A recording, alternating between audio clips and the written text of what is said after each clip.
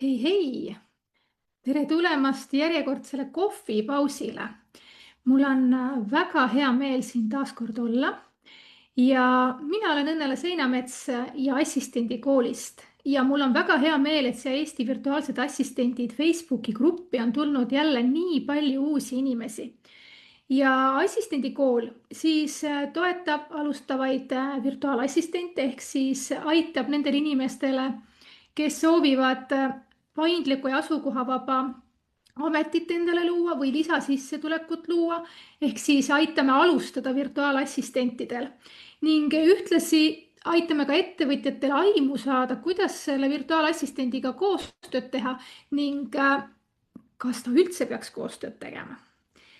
Tere tulemast meie ägedasse gruppi. Olge siin ise aktiivsed, suhelge, leidke koostööpakkumisi. Kui keegi soovib virtuaalassistenti, postitage. Kui keegi pakub virtuaalassistendi teenust, siis samamoodi pakkuge seda.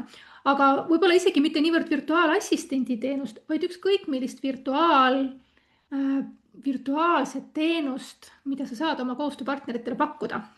Ja tänane teema on selline krüptilise pealkirjaga, et kõik ei saa sinuga kaasa tulla. Ja ma tahan rääkida inimestest, ehk siis inimestest, kes on meie ümber. Mitte niivõrd sellest, et kas neid on palju või vähe sinu ümber, aga pigem sellest, et millised need inimesed on. Ja uskuge või mitte, need inimesed, kes sinu ümber on, mõjutavad ikkagi meie elu päris palju, isegi kui me seda tunnistada ei tahaks. Me peame mõtlema selle üle, kellega me aega veedame, kellega ma räägin, kui mul tuleb mõni uus äge mõte, kelle arvamused mulle korda lähevad. Ja kes on need inimesed, kellega rääkides ma justkui tunnen, et ma olen kõigeks võimeline või et kas hoopis on minu ümber inimesed, kellele rääkides ma tunnen, et ma muutun järjest väiksemaks, väiksemaks ja väiksemaks. Ja ma ise osalesin Mastermindi kohtumisel ja seal oli hästi põnev vaatenurk siis, kuidas inimesi vaadelda. Nimelt siis läbi selle, et on olemas mineviku inimesed, oleviku inimesed ja tuleviku inimesed. Ja kui sa päriselt tahad kuhugile edasi liikuda, siis tasub endalt küsida, kes või millised inimesed minu elus praegu kõige rohkem ruumi võtavad. Kes on need inimesed, kes hoiavad mind kinni, kes tunnevad võib-olla kõige paremini meie vanasemat versiooni. Ehk siis on need inimesed meie minevikust. Ja need inimesed seostuvad tegelikult sellega, kes sa kunagi olid. Nad teavad ja tunnevad sind sinu vana rolli kaudu. Nad teavad sind vanast elust, sinu vanadest harjumustest. Ja nende jaoks pigem on sinust vana kuvand, ehk siis vana versioon sinust. See tegelikult on täiesti okei ja see on ka nende inimeste jaoks väga turvaline. Aga see on võib-olla see koht, mis paneb sind hoidma ka vanast kinni. Et kui sa räägid näiteks kellelegi oma uuest plaanist või sellest, kui sa tahad edasi liikuda ja sa saad tegelikult juba selle inimese pilgust või vastusest aru, et ta tegelikult ei taha väga sinuga kaasa tulla selle teemaga. Tihti öeldaksegi seda, et kas sul on ikka seda vaja ja miks sa ikka tõmbled nii palju, miks sa ei võiks lihtsalt rahulikult olla ja milleks sa üldse seda proovida tahad. Või siis näiteks öeldakse, et sa pole ju kunagi selline olnud. Ja kas on üldse päris töö? Virtuaalassistendi ametiga võib ka seda kaasas käia, aga ma olen ju kuulnud nii näitlejaid kui muusikuid rääkima sellest, kuidas inimesed küsivad, aga millal sa päris tööle lähed? Ja tihti tegelikult öeldakse ka, et äkki sa mõtled üle. Ja kui nüüd natukene võib-olla mõelda, siis ega nad ei tee seda ju halva pärast. Nad lihtsalt ütlevad neid asju, kus nemad parasjagu oma eluga on. Ja neil on omad hirmud, omad harjumused, omad piirid ja kui sina tahad kasvada, siis selline side tegelikult nende mineviku inimestega võivad hoida sind päriselt tagasi ja päris tugevalt tagasi. Ja nagu ma ütlesin, et ega need inimesed ei ütle paha pärast. Sest lihtsalt see on see, et kui sina muutud, siis võib-olla kõigutad sina ka nende mugavustsooni. Ja kui nad ei ole valmis sellega kaasa tulema, siis nad tihti tegelikult jäävadki maha. Me ei saa kõiki inimesi endaga kaasa võtta. See on täiesti loogiline. Osad inimesed jäävad maha ja me lihtsalt peamegi nendest eemalduma.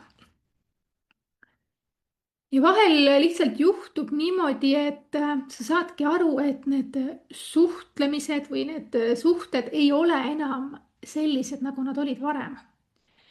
Aga see ei tähenda ju seda ilmtingimata, et nüüd peab hästi suure tüliga laiali minema või et see inimene oleks halb. Vahel on lihtsalt see, et sina liigud uues suunas, aga see teine inimene ei ole enam sinuga samas kohas. Ehk te liigute level kõrgemal ja see teine inimene ei tule kaasa, siis te lihtsalt ei ristugi enam. Loomulikult see võib olla päris valus, sest sõltub tegelikult, mis side sul selle inimesega on. Ja see on see koht, kus sa saad endalt küsida, et mida sa päriselt tahad, kas sa oled selleks valmis ja oled valmis laskma lahti nendest inimestest, kes sind ei toeta. Ja siis on sul inimesed ümber sinu olevikust, kes on täna sinu kõrval, kellega sa jagad oma argipäeva, oma mõtteid, mõned kahtlused, kui sul on tekkinud, siis sa saad nendega jagada.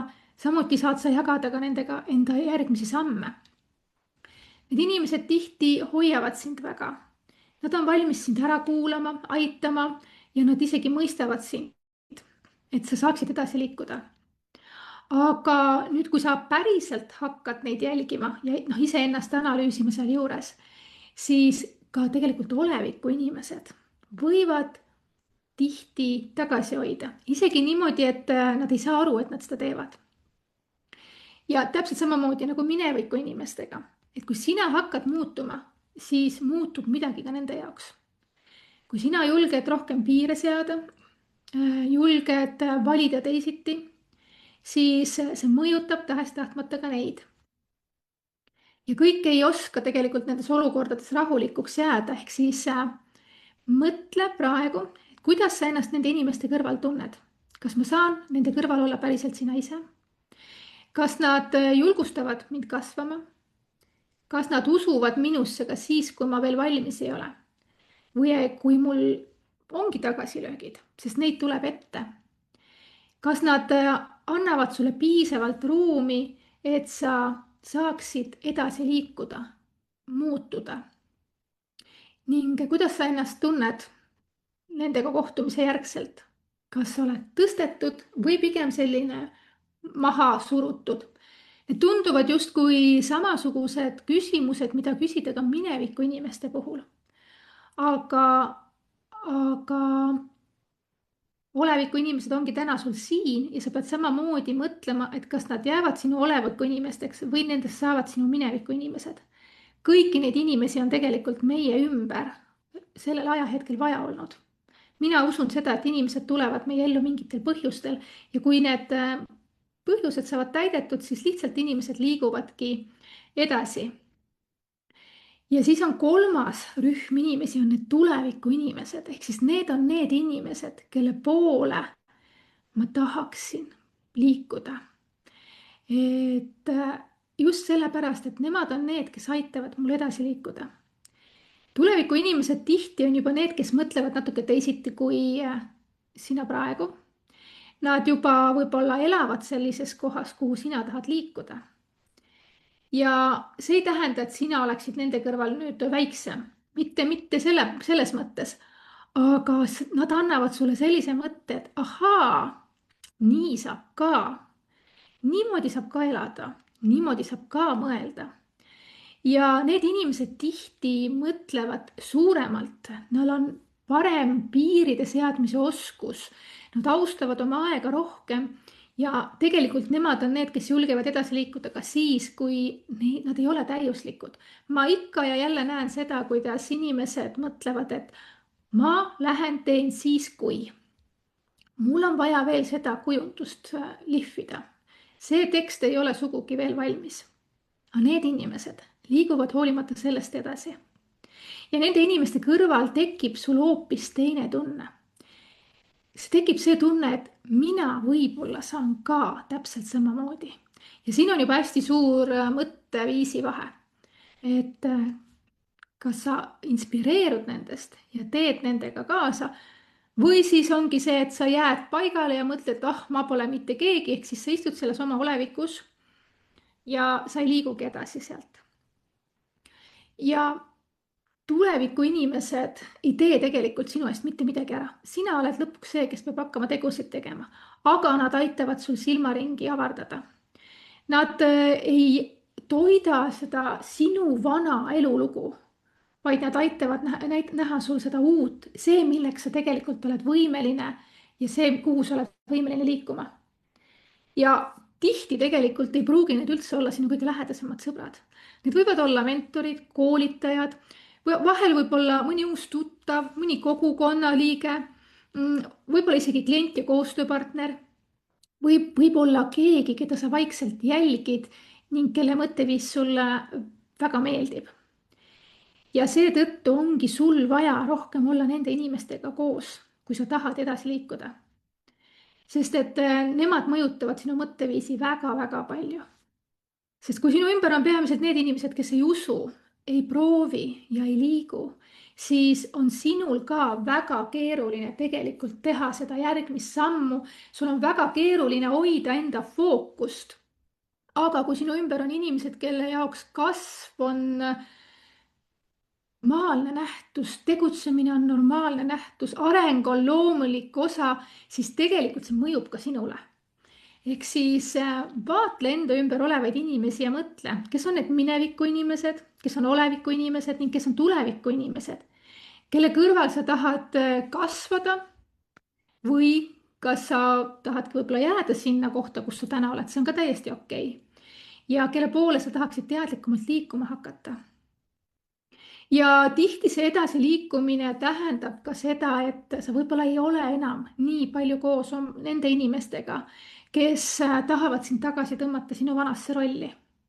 Ma tean, see võib olla kurb, see on ääretult ebamugav, sest tihti käib kaasas sellega see, et sa oled uhkeks läinud, sul ei kõlba enam meiega olla. Aga kui sa mõtled selle peale, et kuhu sina tahad edasi liikuda, siis oled sa oluliselt tugevam nendest mõtetest, mis sinuni jõuavad. Sest kui me vaatame ennast kogu aeg, näiteks vanade peeglite järgi, sest öeldakse, et need inimesed, kes sinu ümber on, need justkui peegeldavad ikkagi sinu olemust, siis sa näedki kogu aeg seda vana ennast. Aga selleks, et edasi liikuda, ongi sul vaja neid uusi inimesi ümber, kes märkavad sinus seda uut edasiviivat jõudu ja toetavad sind sellest. Ja kui sa nüüd neid oma inimesi vaatled, siis sul ei ole mõtet mitte kedagi süüdistada. See on lihtsalt enesesse vaatamise koht, iseendas selgusele jõudmine. Kõik inimesed ei peagi sinuga kaasa tulema. Kõik inimesed ei peagi sinust aru saama. Aga sina oled see, kes valid, kelle lähedal sina tahad kasvada. Kes on need inimesed, kelle poole sa tahad pürgida? Ja tegelikult hästi palju inimesi ju leidub erinevatelt koolitustelt, kogukondadest, kui sa jälgid kedagi, nagu ma ka varem juba mainisin, siis ole lihtsalt julge ühendust võtma nendega, kommenteerima, kaasa elamast.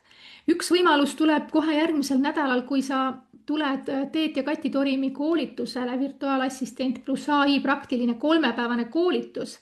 Selle koolitus pealkiri sisaldab küll virtuaalne assistent, kuid nagu Teet eelmise nädala laivis ütles, siis see sobib kõigile, kes soovivad enda AI tööriistakasti täiendada. Ehk see ongi see koht, et kas sa tahad jääda siia või sa liigud nende teiste inimestega edasi ja jõuad uuele tasemele. Ehk siis sa liigud jälle sammu edasi ja võib-olla jäävad mõned inimesed maha. See on täiesti okei. Ja nüüd siia lõpetuseks. Mõtle, kes on see üks inimene sinu elus, kelle poole tasuks sul praegu rohkem liikuda. Ja usu mind, see valik mõjutab oluliselt rohkem sinu elu, kui sulle hetkel tunduda võib. Ja kui sa oled selle nime välja mõelnud, siis mõtle, äkki võiks temaga ka ühendust võtta. Sest lõpuks, mis siis ikkagi juhtuda saab? Tal ei ole sinu jaoks aega, ta ei vasta, aga sina oled selle katse ära teinud. mõnusat esmaspäeva ja mõnusat analüüsimist, millised inimesed on sinu ümber. Tšau!